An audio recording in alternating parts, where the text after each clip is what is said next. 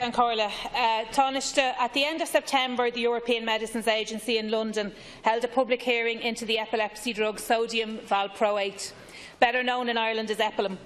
The purpose of this hearing was to consider whether the warning against taking the drug while pregnant is in fact strong enough. This follows on from a 2014 review where the EMA took the decision to strengthen the restrictions on valproate-containing medicines due to the risk of malformations and developmental problems in children exposed to the drug in the womb. The EMA's most recent summary guide for healthcare professionals on the risks of valproate in female patients, issued in 2016, states: sodium valproate should not be used in female children, in female adolescents, in women of childbearing potential and pregnant women unless alternative treatments are ineffective or not tolerated because of its high teratogenic potential and risk of developmental disorders in infants exposed in utero. Equally, in its most recent patient valproate toolkit, the HSE state, if you take valproate when you are pregnant, it can harm your unborn child. The leaflet goes on to state that women who take valproate while pregnant, around 10 babies in every 100 will have a birth defect, and about 30 to 40 children in every 100 may suffer from developmental problems. Shockingly, it was only earlier this year that instructions were issued to include a warning label for the outer packaging of Epilim products that have been introduced in Ireland, and this has still not been adhered to everywhere. Unfortunately, the measures have come too late for some.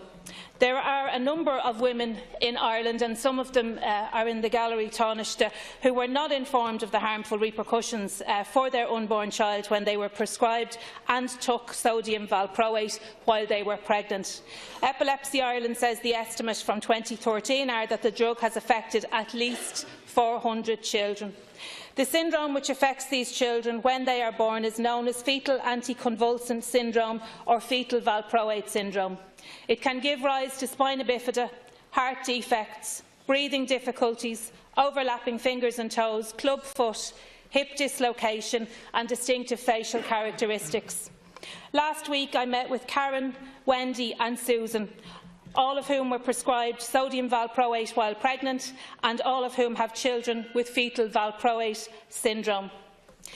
These women are not looking for much, Taoiseach. So what I want to ask you is, will the government undertake an investigation into the current and historical use of the drug? Will you acknowledge that these women should be compensated for the impact on their families? Will you also commit to a statewide register of those who are on the medicine and the people who will be prescribed it into the future, as well as a register of the children affected by fetal anticonvulsant syndrome caused by exposure to sodium valproate? And will the government, as a matter of urgency, put in place appropriate pathways for the diagnosis and treatment of fetal anticonvulsive syndrome, as well as provide additional services for children affected by this syndrome? Taoiseach, previous governments have not exactly covered themselves in glory when it comes to issues of women's health. We have seen Taoiseach and Ministers for Health stand where you are now and apologise to women. What I am saying to you now is you have a chance to do this right. Please take it. Taoiseach. Deputy, you raise an issue in relation to a drug that women have been prescribed during pregnancy. It isn't the first time, as you say, that issues have arisen about drugs that are prescribed during pregnancy and have extremely adverse effects, potential effects.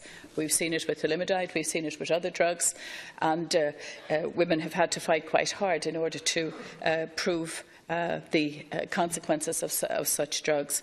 I'm not familiar with the details of this drug, but the Minister for Health is informed on issues like this by the Chief Medical Officer and indeed by the regulatory authority, the HPRA, that regulates the use of medicines and drugs in this country.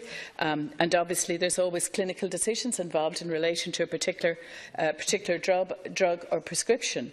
So the Minister Minister obviously has heard what you've had to say, and I have no doubt that he will get a report from the Chief Medical Officer and from the Regulatory Authority in relation to this particular drug, and will revert to you with the details of what the information is at this point. You say that there's up to 400 children who have been impacted.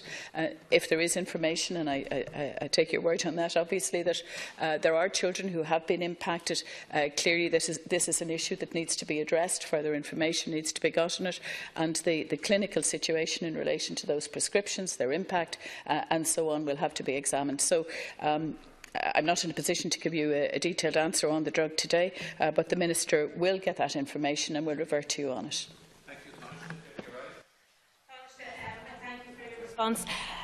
What I'd like to say is the families in this do feel that they have been ignored, they feel they've been sidelined, and they feel that they have been let down by the state. What I'm giving to you now, Taoiseach, is an opportunity to make a statement on behalf of the Government that you will consider the issue of compensation, that you will consider the issue of a register for those who have taken and will take, and that you will consider putting in place appropriate care pathways. These women have had to fight for everything, every little piece of treatment for their kids. They have had to fight and scrap hard for it. What they want to hear from you, Taoiseach, is some comfort that maybe you are on their side. We are on their side here. They want to know that you are on their side as well, and that your government won't treat them the way other women who have fought for themselves and for their families. It is a black mark on the history of our state. You have acknowledged that, Taoiseach. We have an opportunity to do this the right way. Please take it. Thank you, Deputy. Taoiseach, to conclude. As you said yourself, the European Medicines Agency has started a review of the approach to this drug. There are already very strict warnings in place in relation to it about prescribing it to women and girls. And it is a drug that is prescribed across Europe,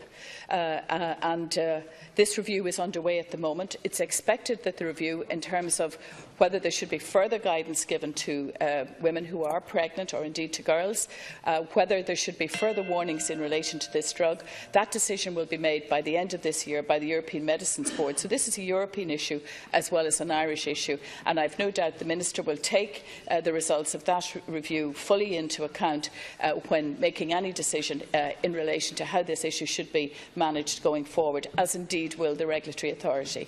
Thank you, Taoiseach.